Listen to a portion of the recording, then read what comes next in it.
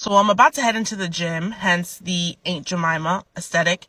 But as I was driving here, I had a thought back to this comment in the video that it is under, and I had to come on here and give y'all my thoughts before, they leak out of my brain. So as I mentioned in the comment, I went to college in 2002 through 2006.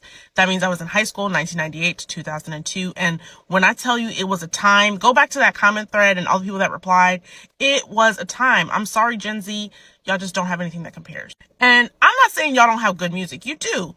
I still listen to current RnB, listen to current hip hop, just not to the extent I did back then. And also, the club experience is definitely different than it was back then. Now, typically I don't get into the generation wars because I feel like y'all really just be arguing about the same thing, and just, it is what it is. All of our coming of age experiences are different. So as generations, we will have different outlooks on things, and just embrace it. But this is one thing that I think a lot of, millennials, Gen X can agree on, is that there was a shift mid to late 2000s with R&B and hip hop. And it's just not the same anymore. So I have a brother that's 10 years older than me. So he is firmly Gen X and I am firmly millennial.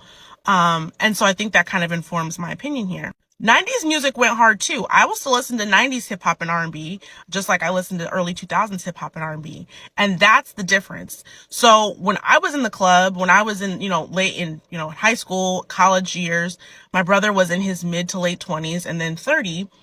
Side note, that one song where JC said 30's the new 20, I'm so hot still, he was speaking to people like my brother because they're the same generation, and he sopped that stuff up with the biscuit. So while I'm in my college years, he's like, he had started his family, he had finished college, he was in his career, but he still went out occasionally.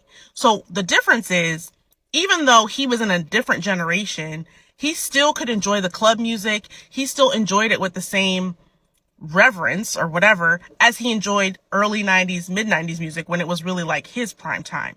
Fast forward 10 years when I'm in my late 20s, and I've got a career and a family, and I still dabble in the club from here and there. It was not the same. If you were in the club in the 90s and the early 2000s, you danced. It doesn't matter. Women danced, men danced, we danced together, we danced separate. When you came out of the club at the end of the night, you were always in danger of catching pneumonia because you were dripping wet with sweat, and you had on skimpy like club clothes, and you would come out into the outdoor elements like that.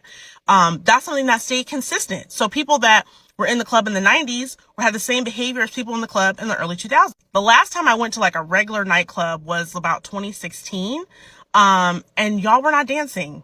The music was not danceable, and it was a lackluster experience. So that's why I say the early 2000s was the time.